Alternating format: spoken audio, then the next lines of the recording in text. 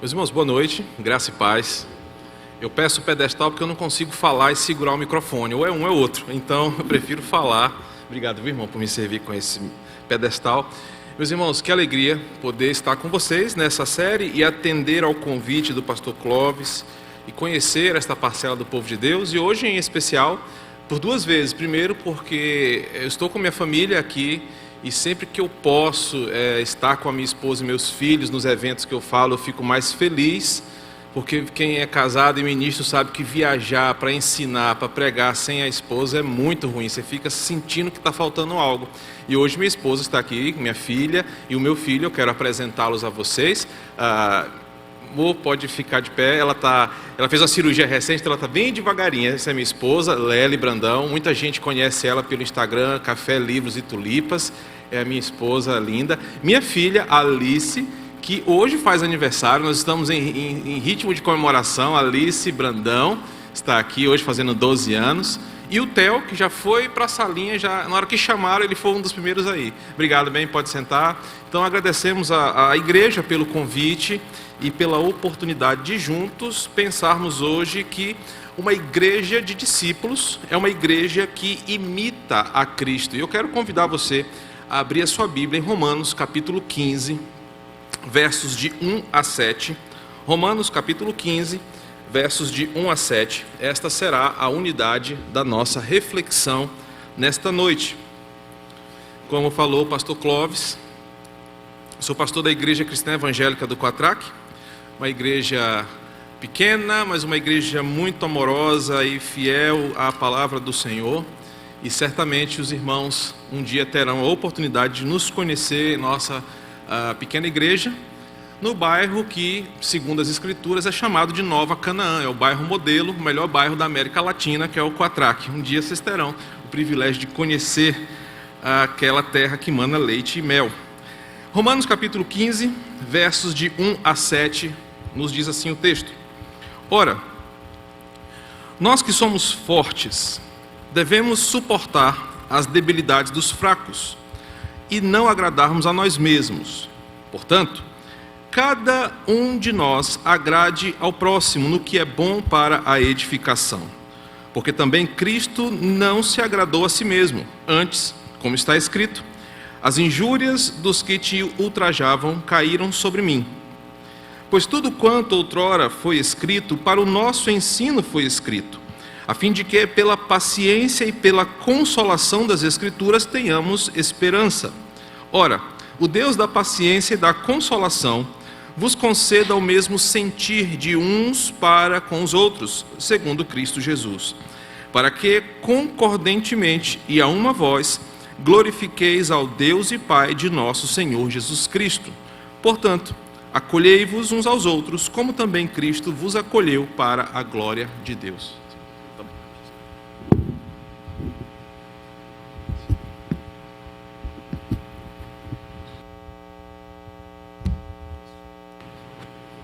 Certo? Isso. Pronto, aí agora sim. Não deixa eu tropeçar aí. Obrigado. Pronto. Meus irmãos, vamos orar mais uma vez. Santo Espírito, que delícia é o teu povo adorar ao teu santo nome em congregação reunida, daqueles que foram salvos, lavados e remidos pelo precioso sangue de Jesus. Compete ao Senhor nessa hora conduzir o teu povo na verdade do Evangelho, apesar do instrumento que assume esta plataforma, é a tua voz que a tua igreja vem ouvir. Portanto, que esse momento, como já foi orado e pedido aqui, seja edificante para todos nós, que nutra a nossa fé e a nossa esperança e coloque os nossos pés firmes na verdade, que a palavra caia como uma semente fértil no coração de cada um de nós e floresça como uma árvore frondosa de fé, num solo fértil que foi lavrado pelo Senhor e nos traz nova vida. É assim que nós oramos, em nome de Jesus. Amém. Meus irmãos, portanto, o tema que nós falaremos hoje, encerrando essa série de mensagens que a igreja tem pensado, é uma igreja de discípulos, é uma igreja que imita a Cristo Jesus, e nós vamos explorar essas verdades nestes versículos de Romanos capítulo 15. É certo que as Escrituras claramente ensinam que a igreja local é um instrumento pelo qual Deus deseja realizar a sua obra no mundo. Apesar de existir um grande movimento dos chamados desigrejados que tentam enxergar uma vida fora da igreja, toda a Escritura vai mostrar que a igreja, a reunião dos santos, daqueles que foram chamados, eleitos, separados pelo Senhor, é o instrumento que Ele determinou para chamar o perdido para si. Deus agrega aqueles a quem Ele chama e os coloca juntos em uma grande família. Portanto, é impossível alguém ser igreja de forma solitária.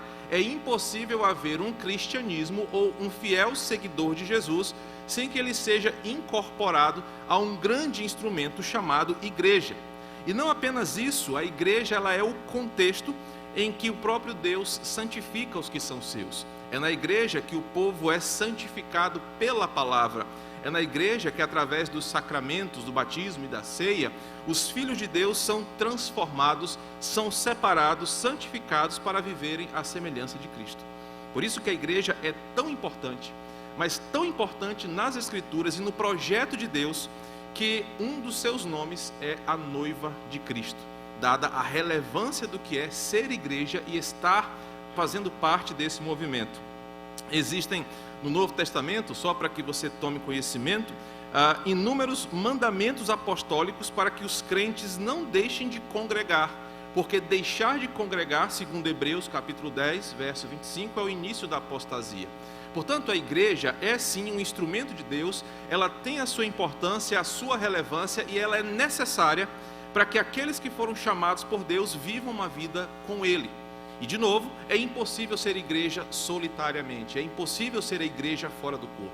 Certo pensador cristão do século IV disse que o crente, ele é como aquela brasa que está junto do braseiro.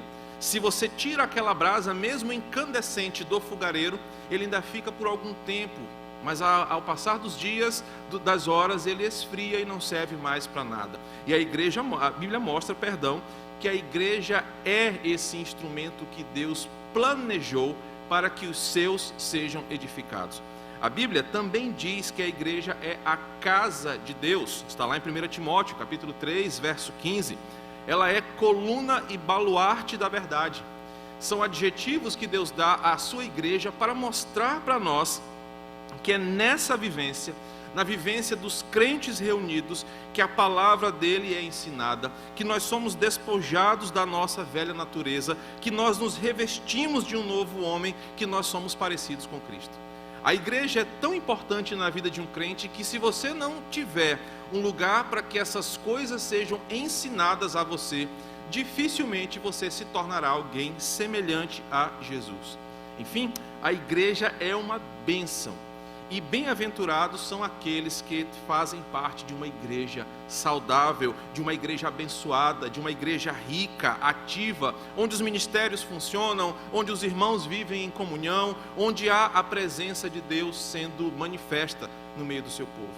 Uma igreja, de fato, é algo inegociável na vida daquele que quer seguir a Jesus. Mas, infelizmente, a igreja também pode ser o oposto disso. Infelizmente, há igrejas que estão distantes dessa verdade bíblica e que, de fato, nem de perto ou de longe parecem ser a casa de Deus. São reuniões com pessoas presas ao legalismo, presas a uma religiosidade que a Bíblia não promove, pessoas que estão se reunindo com pautas que não são pautas do Evangelho e que vivem cada um ao seu jeito e não se preocupam em desfrutar a beleza de ser igreja. Tristes são aqueles que participam de grupos assim. No texto que eu acabei de compartilhar com os irmãos, Paulo faz uma consistente formulação teológica sobre a natureza da igreja, mesmo diante de pecadores que somos nós. Romanos 15, ele é a conclusão de uma história teológica que Paulo desenvolve ao longo da sua carta aos Romanos. É como se Paulo estivesse fazendo assim: eu vou escrever algo que, além da teoria, seja aplicável na vida dos crentes.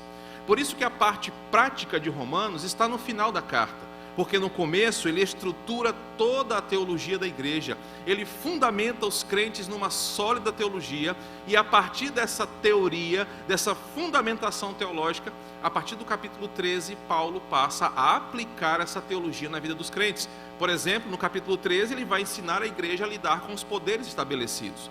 No capítulo 14, ele vai ensinar a igreja a lidar com aqueles irmãos que ainda são chamados de débeis na fé, são frágeis, são novos convertidos. No capítulo 15, ele vai ensinar a igreja, diante de todo esse conhecimento teológico, a viver uns com os outros na edificação mútua. E o tema que foi me dado pelo pastor tem tudo a ver com isso. Se nós queremos ser uma igreja de discípulos, nós precisamos aprender a imitar a Jesus dentro da nossa vida interna de igreja, de edificação mútua. E Paulo faz isso ao longo da carta, por exemplo, começando lá no comecinho do livro de Romanos, você não precisa folhear, mas só ouvir. Ele diz o seguinte: a igreja é o lugar onde o homem totalmente corrupto, depravado pelo pecado, quer seja ele grego ou judeu, pois todos pecaram, ele diz isso em Romanos, nos capítulos 1 ao 3, encontram-se com a justiça de Cristo. E é na igreja que esse pecador, independente de quem seja, encontra-se com aquele que o justificou de forma gratuita pelo seu sacrifício, a ponto de Paulo dizer que é pela graça que há uma redenção em Cristo Jesus. Isso está lá em Romanos 3, versículo 24. Essa ação de Deus nos traz paz com ele. E agora, justificados, esses homens, ou esse homem, passa a ser parte de um povo eleito. Paulo fala disso nos capítulos 4 e 5 de Romanos. Ele recebe, por pura misericórdia, uma prova do amor de Deus, como mesmo Paulo diz em Romanos 5:8, pelo fato de Cristo ter morrido por nós, quando nós ainda éramos pecadores. Observe que Paulo está colocando a igreja em toda a sua teologia. Ele apresenta o homem caído, o homem depravado, sem nenhum tipo de benefício, quer seja ele grego ou judeu. Ele fala: todos pecaram, todos carecem da glória de Deus. Mas Deus é tão gracioso que ama os seus eleitos e os traz para uma comunidade. Essa comunidade, chamada igreja, agrega aqueles a quem Deus salvou e redimiu. Nessa igreja, Paulo continua no livro de Romanos, esse novo homem agora vive para Cristo, é o tema do capítulo 6. Ele não vive mais para o pecado, seu corpo não é mais instrumento para o pecado, mas ele dedica-se a servir ao Senhor. Ele vive para Deus e nessa rotina de vida em comunidade, lidando uns com os outros, ele aprende sobre a poderosa salvação que lhe foi presenteada e que dessa salvação ninguém pode separá-lo do amor de Deus, Romanos capítulo 8.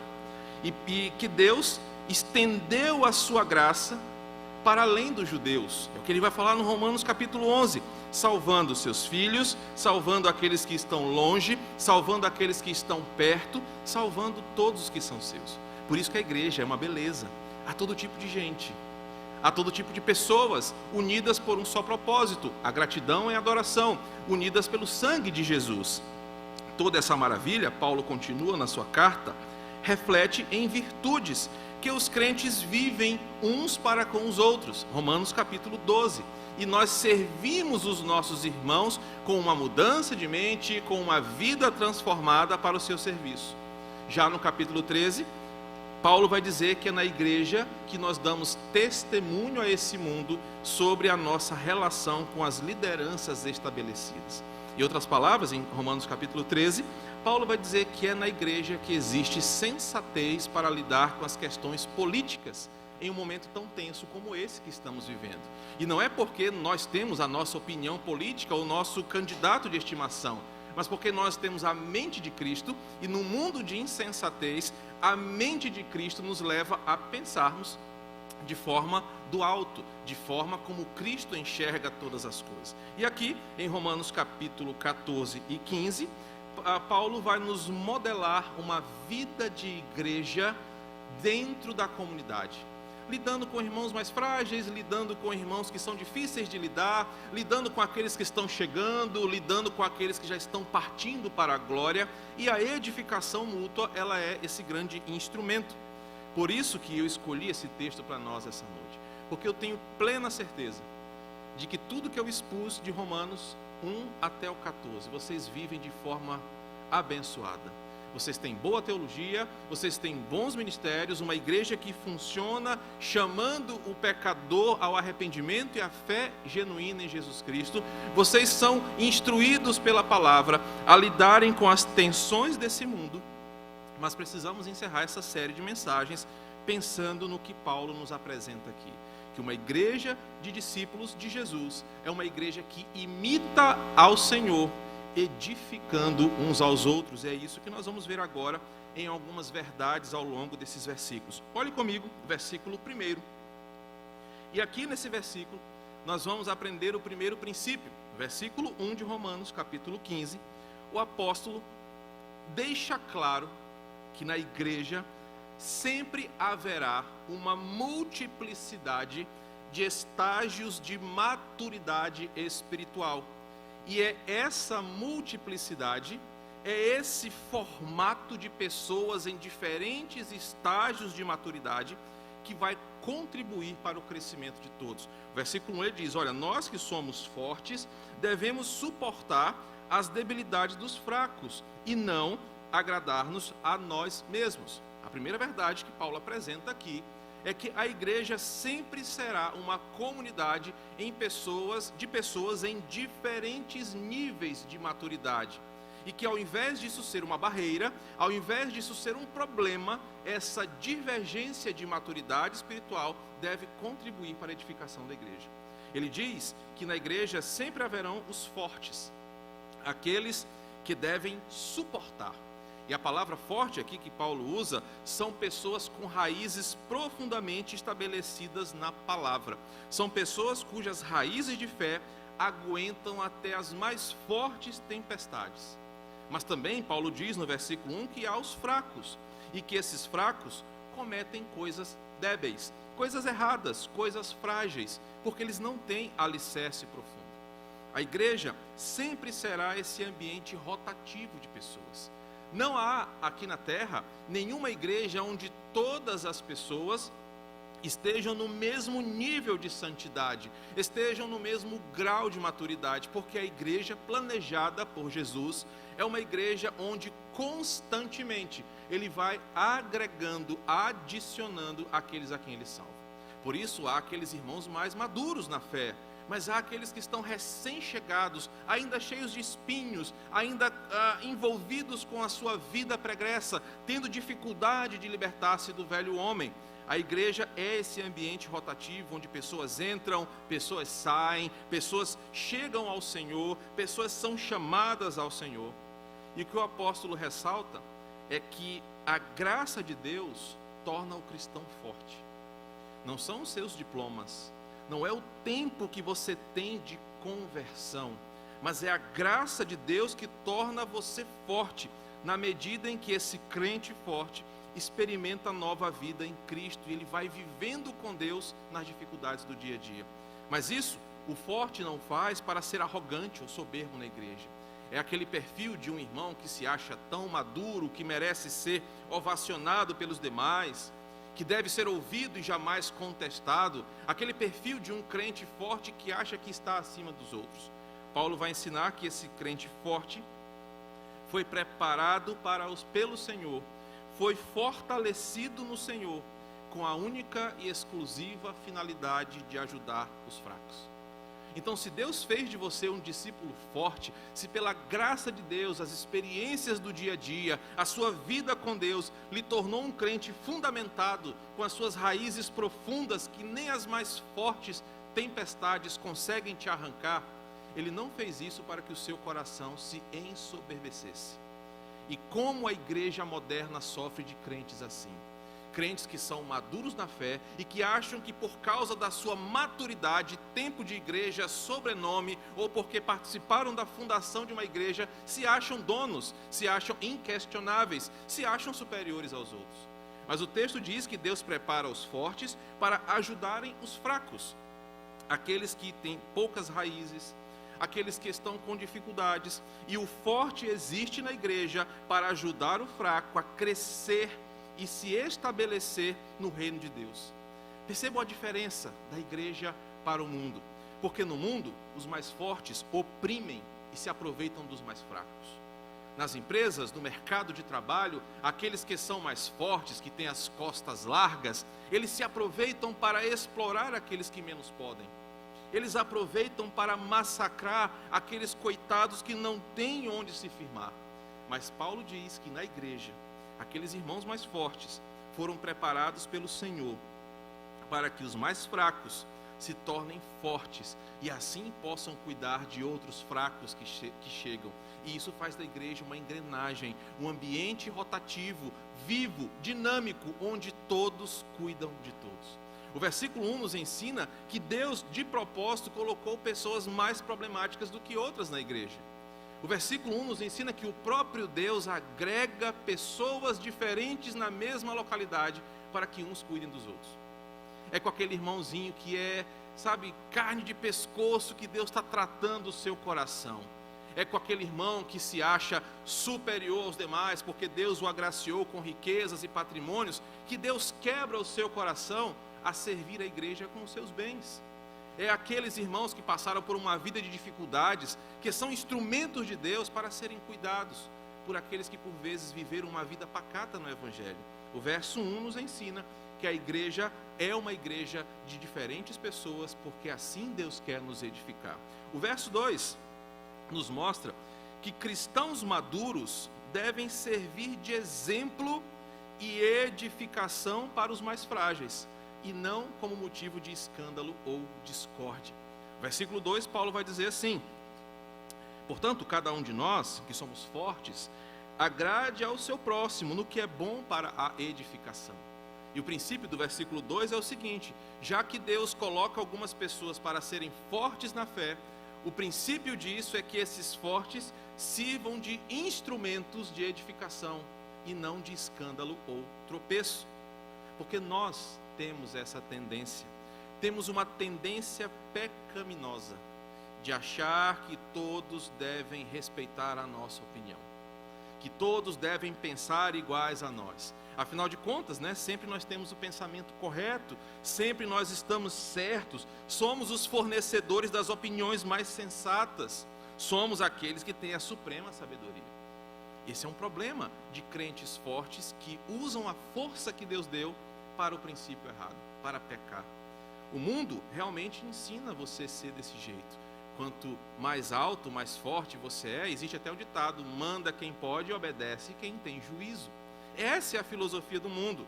O mundo ensina o seguinte: olha, faça o que eu digo, obedeça ao meu comando, me respeite, me aceite como eu sou, não questione a minha autoridade. São frases que possivelmente você já ouviu no seu ambiente de trabalho, na vida e fora. Só que Paulo vai ensinar que o Evangelho nos ensina por meio de Jesus Cristo uma outra forma de ser forte. Por exemplo, dos lábios do nosso Senhor saiu a seguinte frase: o que deseja ser o maior, seja o menor e servo de todos. Outro provérbio diz o seguinte: deixa que outros te louvem e não os teus próprios lábios. Toda a ética de Jesus sobre liderança nos ensinou que os mais fortes servem os mais fracos, pois para isso Deus os capacitou. Tudo aquilo que Deus dá de maturidade para os seus filhos serve para que eles preparem os mais fracos a crescerem na fé. Na igreja, cristãos são fortalecidos não é para serem manda-chuvas, não é para ocuparem cargos e serem respeitados pelos seus cargos, não é para serem aqueles que são dono da parada e que têm que mandar e os outros têm que obedecer. Nas Escrituras, o que move um cristão maduro é o desejo de cuidar dos mais frágeis. A verdadeira maturidade espiritual não está nos títulos na sua parede, não está na importância que você tem na sua igreja local por cargos e tarefas, mas na preocupação que você tem em não deixar que uma ovelha fraca se perca no caminho. O parâmetro de maturidade cristã sempre será o que está no coração do nosso Senhor. E eu quero que você abra a sua Bíblia e veja Filipenses capítulo 2, versículo 5. E o princípio do versículo aqui de Paulo é esse: se nós somos fortes, o que deve alimentar a nossa força no Senhor não é querermos ser o papa da nossa igreja local, mas servir como o nosso Senhor Jesus serviu. E Filipenses capítulo 2, vai nos dizer o seguinte: tende em vós o mesmo sentimento que houve também em Cristo Jesus. Portanto, o verso 2 nos ensina que os crentes maduros têm o seu coração cheio do sentimento que houve do coração do seu próprio Senhor. Por isso eles se preocupam com os mais fracos. Por isso ele se desgasta para cuidar dos mais fracos, por vezes superando o seu comportamento debilitado, exercendo paciência, exercendo perseverança, compaixão, amparo, porque ele sabe que Deus o preparou para esta tarefa, não para mandar, mas para servir. O versículo nos ensina que nós que somos fortes, temos que agradar ao próximo no que é bom para a edificação. E esse agradar aqui não é fazer tudo que a pessoa quer, mas é ser um exemplo de uma vida vivida aos pés do Senhor. Se uma igreja local é repleta de crentes maduros, se tem muitos crentes maduros, mas eles são exemplos de mau testemunho, exemplos errados de fé, coitados dos novos crentes que ali chegam, porque eles verão falsa transformação ou nenhuma transformação de vida naquele lugar. Portanto, estar naquela igreja pode ser um prejuízo para um novo convertido. Mas ao invés disso, Paulo diz: se uma igreja é uma comunidade de crentes maduros, que esses crentes maduros cuidem, se desgastem em servir aos crentes mais frágeis, pois isso é o que Deus quer para nós, que nós agrademos ao nosso próximo naquilo que for bom para o seu crescimento. O verso 3 nos ensina um outro importante princípio aqui. E no verso 3, Paulo vai dizer que a igreja mantém esse ambiente edificante não pelas normas do mundo, mas porque fortes e fracos têm um exemplo a seguir.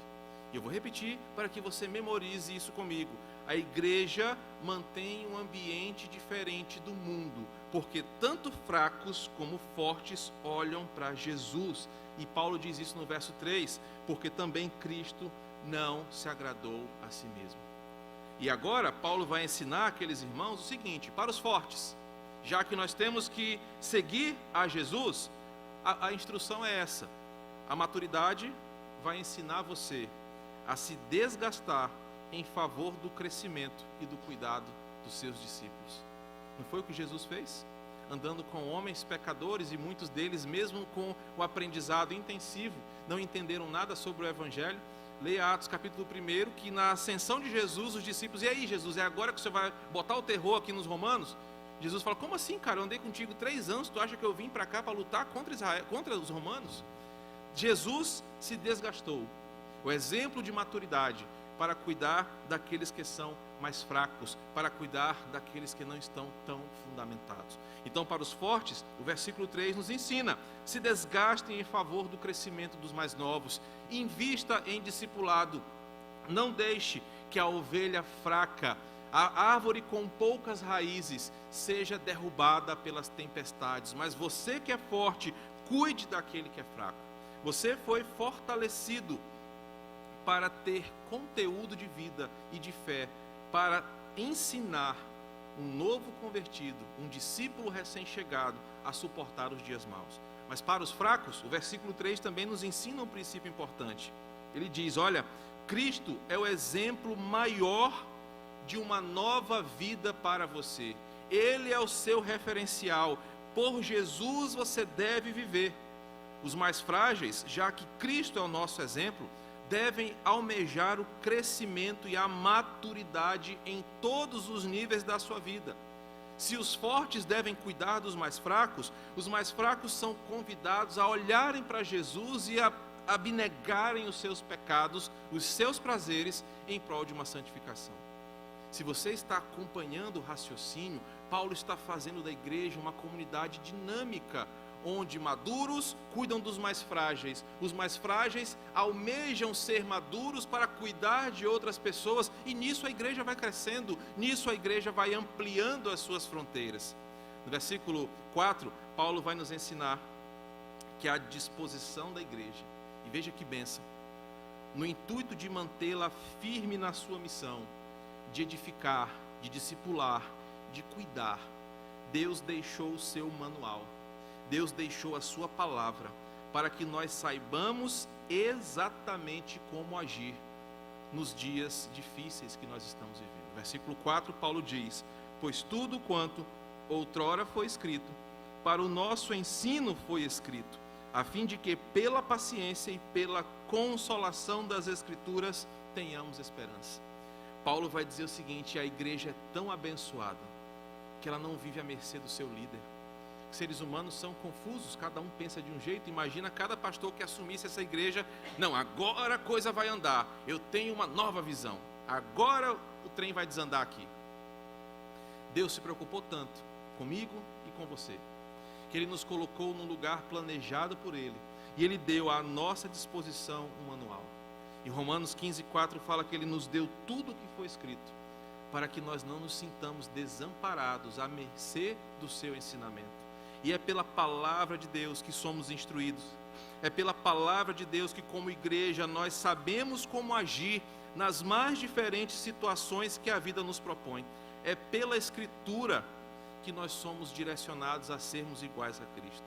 E o segredo da edificação da igreja é esse: não é inventar a roda, não é trazer novas metodologias, não é inventar novas peripécias no púlpito, mas o que Romanos diz é que quanto mais uma igreja está edificada na palavra, mais os crentes são transformados. Quanto mais uma igreja está com seus pés estabelecidos sobre a rocha, mais os crentes vão vendo as transformações nos corações e mais eles amam ao Senhor.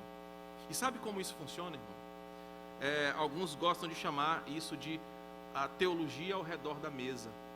É quando você, crente maduro, convida para sua casa ou para algum lugar um crente novo na fé, e às vezes conta um testemunho da sua vida, como que a palavra ajudou você a superar uma crise no casamento, como a palavra transformou o seu coração, como crer na Escritura sustentou você num dia mau. Aquele cafezinho, aquela mesa de conversa passa a ser um ambiente de edificação, porque por vezes aquele fraco ainda não passou por isso, mas no dia que o dia mau chegar, e vai chegar, porque Jesus disse que no mundo nós teríamos aflições, ele vai se lembrar daquele momento onde a palavra e não a sua experiência fortaleceu um filho de Deus. Então nesse momento a palavra vai edificar a igreja, porque a igreja não é edificada pela habilidade de pessoas, não é edificada por estratégias, mas sempre foi edificada pelo crescimento que a palavra proporciona. E isso Paulo vai nos ensinar no versículo 4, e deveria ser uma alegria para nós, porque a mesma Bíblia que muda o meu coração, muda o seu coração. A mesma Bíblia que me sustenta nas minhas crises de fé, é a mesma Bíblia que você tem à sua disposição. E é esse o pensamento que você que é novo na fé, você que é fraco na fé, deveria ter. Se a Bíblia ajudou aquele irmão a superar esse momento, ela também pode me ajudar. E pela palavra a igreja cresce. Nos versículos 5 e 6, Paulo vai dizer que o resultado desta construção, uma igreja onde fortes são fortalecidos para cuidar dos fracos, uma igreja onde fracos são edificados e são incentivados a se tornarem fortes para servirem os outros. Uma igreja que olha para o exemplo de Cristo. Uma igreja que é fundamentada na palavra. Nos versículos 5 e 6 ele vai dizer que o resultado disso é um crescimento saudável, um crescimento orgânico, onde pessoas se edificam e pessoas se tornam mais importantes do que tijolos ou estruturas. Nos versículos 5 e 6, ele vai dizer: ora, o Deus da paciência e da consolação vos conceda o mesmo sentir uns para com os outros, segundo Cristo, para que concordentemente e a uma só voz glorifiquem a Deus e Pai de nosso Senhor Jesus Cristo. Ele diz assim: se vocês praticarem tudo isso que eu estou ensinando, o resultado é que a igreja vai crescer em unidade, a igreja vai crescer a passos largos. Deus vai trazer os seus salvos, os seus eleitos, para desfrutarem desse ambiente. Isso jamais pode ser medido pela quantidade de prédios, pelas estruturas que ela tem, pelos CDs que o seu ministério de música grava, pelos livros que o seu pastor escreve ou por qualquer uma dessas coisas. Pastores não são são bem-sucedidos apenas se tiverem milhares de seguidores nas redes sociais. Ministérios não são abençoados apenas se tivermos uma projeção na sociedade que nos coloque nos melhores lugares. Crentes não são mais abençoados apenas quando enriquecem ou prosperam. O que Paulo nos diz aqui, que uma igreja abençoada é uma igreja onde unidade, pensamento único no Senhor, caminhada em comunhão é a maior chave de vitória de uma igreja. Então, o que Paulo está ensinando para nós essa noite é o seguinte: o que vocês querem? Vocês querem crescer para mim ou vocês querem crescer para o mundo? Porque se vocês quiserem crescer para o mundo, invistam em um canal no YouTube, façam do pastor de vocês um blogueiro, criem estratégias para agregar pessoas, vocês vão crescer como o mundo quer que vocês cresçam. Vocês não serão mais crentes, vocês serão digital influencers, influência digital, sei lá como é que chama, até esqueci. Mas se vocês querem de fato crescer para mim, aprendam a viver, versículo 6, de forma concordante na fé, em comunhão e a uma só voz, glorifiquem ao Deus e Pai de nosso Senhor Jesus Cristo. E o desejo de toda igreja é um crescimento, o desejo de todo ministério é expandir as suas fronteiras, mas como Paulo nos diz essa noite, façam isso com os fundamentos corretos. Vocês que são fortes, fortaleçam a sua fé em Jesus, não para arrogância, não para status, mas para serviço, para cuidarem dos mais frágeis. Vocês que são fracos, se esperem nos que são fortes, naqueles que são fortes, olhem para a vida deles, olhem para Jesus, desejem ser igual ao Senhor, e Deus vai acrescentando os que são seus. E existe, claro, uma forma de tudo isso acontecer, é isso que ele vai nos mostrar no versículo 7. Paulo vai dizer assim: pastor, beleza, legal essa estratégia de Paulo, mas como é que a gente faz isso? Ficou essa pergunta, Paulo está ensinando, mas e aí, na prática, amanhã, quando for 7 horas da manhã que o pastor acordar, não, o pastor não acorda segunda-feira às 7 horas, 11h30, né, o pastor vai acordar cedo, como é que nós vamos viver essa mensagem? Paulo vai nos ensinar que existe uma forma, e a forma está no versículo 7, simples, direta, como a Bíblia sempre foi. Versículo 7, portanto, acolhei-vos uns aos outros. Não existe mistério, não existe fórmula mágica, não existe uma visão revelada no monte do graveto que pega fogo, onde o anjo com asa de prata vem e aparece para um ungido a cada lua nova. Não existe nada disso. A Bíblia é muito direta. Você quer fazer dessa igreja um lugar edificante? Você quer fazer dessa igreja um lugar abençoado, que transforme vidas de verdade no Senhor? Você quer fazer dessa igreja um lugar referência neste bairro, não porque tem um prédio ou uma estrutura bonita, mas porque histórias são transformadas aqui dentro? O versículo 7 diz: acolham uns aos outros. Sabe por quê? Porque um dia Cristo também nos acolheu. É o que ele diz no versículo 7. Portanto, acolhei-vos uns aos outros, como também Cristo nos acolheu, para a glória de Deus. A igreja deve ser esse ambiente onde pessoas são recebidas, mesmo quando elas chegam com as suas vidas castigadas pelo desastre dos seus pecados. Lembra da parábola do filho pródigo? Ele veio fedorento, sujo, cheio de doença, todo pirento. Mas a igreja, a casa de Deus, é onde o Pai recebe os seus filhos, mesmo quando eles estão massacrados pelos seus pecados. A igreja deve ser esse lugar onde, ao invés de toalhas nas mãos, de pedras nas mãos, nós temos toalhas e bacias para lavarmos os pés uns dos outros. A igreja não deve ser esse lugar de exclusão ou de acusação contra o pecador.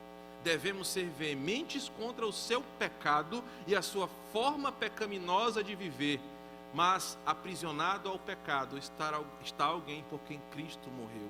Por isso a igreja é esse lugar em que o Espírito Santo, através da pregação da palavra, ministração dos sacramentos, vai direcionando pessoas de volta para Ele. A igreja é um lugar de portas abertas para receber aqueles a quem Deus ama. O segredo disso, Paulo diz, é o acolhimento. Literalmente a palavra aqui é segurar na mão firme, colocar debaixo do braço, carregar do lado. É isso que nós devemos fazer. Paulo insiste em ensinar que uma igreja edifica quando pessoas acolhem pessoas, quando pessoas decidem caminhar com outras pessoas, ajudando-as a superarem seus dilemas, seus pecados e seus problemas da velha natureza. O resultado disso é uma igreja saudável, é uma igreja que imita Jesus, é uma igreja que cresce, é uma igreja de discípulos. Irmãos, e percebam que eu não falei nada do que vocês ainda não ouviram ao longo da existência de vocês.